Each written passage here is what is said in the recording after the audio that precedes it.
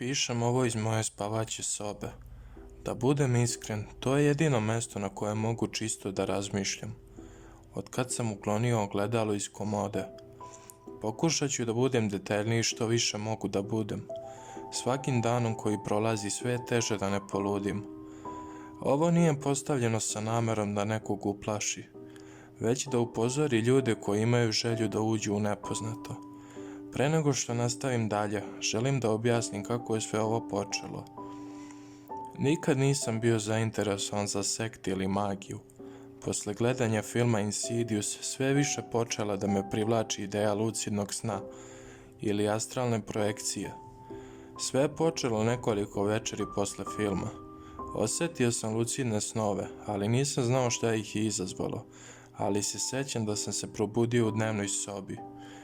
Televizor je bio upaljen, ali ne sećam se šta je bilo na njemu. To sad i nije bitno. Ustao sam da pogledam celu kuću, od sobe do kupatila.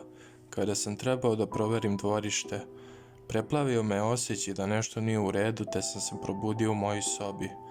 Bio sam toliko uzbuđen oko mog prvog lucidnog iskustva, toliko da sam odmah skočio za internet i pretraživao o njima. Nakon nekoliko sati beskonačnog pretraživanja, našao sam jednu stranicu koja je pisala o astralnoj projekciji. Pretpostavio sam da je to sljedeća obsesija u svetu snova.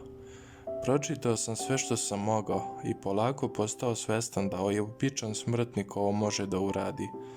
Ali jedna reklama mi je neprestano iskakala.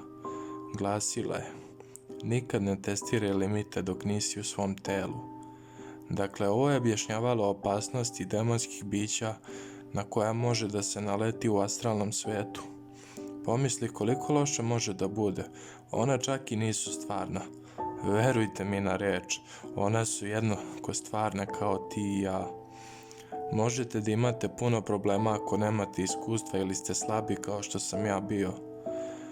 Pretpostavljam da sad imaš ideju odakle dolazim, pa nastavit ću sa mojim iskustvom. Vežbao sam astralnu projekciju sitnim koracima. Uvek bi radio isto. Opustio bih svoje telo sve dok nisam osjetio toplinu u glavi koja se polako širi ka ostatku tela. Svaka briga i stres bi polako nestajala. Sedeo bi ovako satima u svom podrumu zbog manjka buke. Uspevao sam sve više i više da se opuštam do trenutka kada bih osjećao svoje telo kao pero. Svaki put kad bi otvorio oči, video bih svoje telo u podrumu. Prvih par puta bio sam jako uzbuđen jer nikada nisam mislio da je ovo moguće, te mi je to otvorilo oči za druge stvari u našem svetu. Prvih par puta radio sam sve što sam radio i snovima. Istraživao bih svoju kuću, samo što se je više sjajilo. Mogao sam da vidim svoju majku u sobi i svog oca kako gleda televiziju. Uvijek bi došao do svojih vrata, ali nikad nisam napustio kuću, jednostavno nisam znao kakva čuda i opasnosti drži vanjski svet za astralnog putnika. Delovalo je kao da sam zaboravio sve opasnosti. Jednog dana moja radoznalost me pobedila. Često idem na puteve i po 40 minuta i trebalo je da stignem, ali s obzirom gde se nalazim skapirao sam da mi treba malo više vremena. Nisam hteo da uplašim roditelje ako bi me uhvatili u stanju nalik na komu, te sam rešio da započnem meditaciju u 11 uveče u svom krevetu. Meditacija je uvek bila kao i pre. Nisam imao osjećaj topline koji je pratio odvajanje tela, ali imao sam nameru da napustim kuću. Bilo je 11:56 kada sam napustio kuću. Znao sam ovo jer sam pogledao u sat pre nego što sam izašao. Želeo sam da izračunam koliko mi je vremena trebalo. Bio je mrak i pre nego što sam zagazio u dvorište, dobio sam čudan osjećaj. Osjećaj koji nikada za ovo vreme praktikovanja astralne projekcije nisam osetio. Ignorisao sam ga i nastavio ka dvorištu. Nakon svega, to je jedini razlog zbog kojeg sam se i projektovao večeras. Nakon obilnog istraživanja, odlučio sam da se vratim u kuću. Kada sam zatvorio vrata, video sam nešto čudno. Mali prozor koji je povezivao moju kuću i podrum svetleo je. Ovo me uplašilo iz dva razloga. Jer nisam ugasio svetlo pre nego što sam izašao, te jedan od mojih roditelja sišao i pronašao me. Pitao sam se kako ću im ovo objasniti, sve ovo, ali sva druga svetla su bila ugašena. Otrčao sam što brže sam mogao da proverim podrumski prozor, ne bi li video štetu koju je ovaj moj put napravio. Kada sam provjerio, video sam svoje telo kako leži na podu umjesto na stolici gdje sam sedeo. Moji roditelji nisu bili budni, čvrsto su spavali. Voleo bih da nazovem ono što sam video čovekom, ali jedino što mi je padalo na pamet je stvar. Izgledalo je kao čovek, ali imao je duže ruke i noge.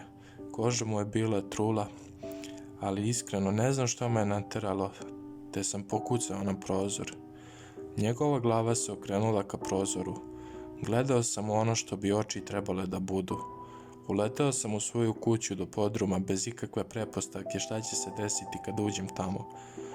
Očekivao sam da ću se sresti sa ovim čudom kad uđem unutra, ali ono nije bilo više tu.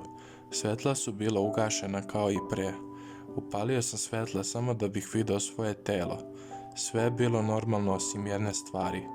Moje telo je bilo okrenuto centimetar od ogledala, kao da je ovo biće htjelo da me provuče kroz njega, iz razloga koji ja sada ne znam. Duboko sam udahnuo, vratio se u svoje telo nadajući se da ću prosto zaboraviti na sve ovo, ali nisam bio u pravu. Prošle su nedelje i nisam imao nameru da se projektujem, ali više ne mogu da pogledam u ogledalo bez osjećaja bolesti. Kunem se da mogu da vidim ovo biće kako stoji iza mene kad pogledam u ogledalo. Sve vreme sam imao osjećaj kao da me neko posmatra. Više i ne mogu da spavam. Čak i kad uspem, uvek imam isti san. Probudim se u snu u mom dvorištu. Približim se prozoru da bih video svoje telo kako se približava ogledalu. Što je najgore, ono stoji tu, a najjezivije od svega što me u svakom snu sve više i više približava ogledalu, sve dok pola mog tela nije prošlo kroz njega. Ne znam šta će se dogoditi kad ono provuče moje telo skroz. Svakog dana se sve manje i manje osjećam kao ja. Kao što sam rekao, ne želim nikog da uplašim, već da upozorim. Ove stvari su stvarne, verovali vi ili ne. Oni su ovdje, a ako ikada budete vidjeli ove stvari u astralnoj projekciji, kontaktirajte me, ako sam još uvek tu. Pretpostavljam da bi naše šanse bile veće u grupi i za ljubav Božiju ostanite dalje od ogledala.